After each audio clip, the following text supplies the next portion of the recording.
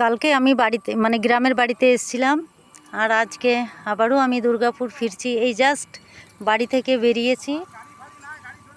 বাড়ি থেকে বেরোনোর পর আমি বাইরে মানে আকাশের দিকে তাকিয়ে দেখি যে সূর্যর ছটাটা এত সুন্দর লাগছে, ভাবলাম একটু নেমে দাঁড়িয়ে একটু ভিডিওটা করে নিই।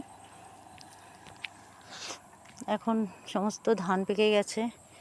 এই গ্রামে আমার বাপের বাড়ি, আমার নিজস্ব বাড়ি।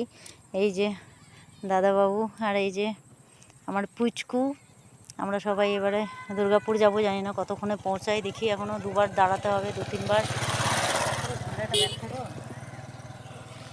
এখনও একবার গিয়ে আবার অজয় নদীর ব্রিজের উপরে দাঁড়াবো, তারপর বক্রেশ্বরে একবার দাঁড়াবো, তারপরে যাব, কারণ বাইকে যাচ্ছি তো একটু অসুবিধা হয়। তো বেশি কথা বলছি না, এখানেই সমাপ্ত করছি।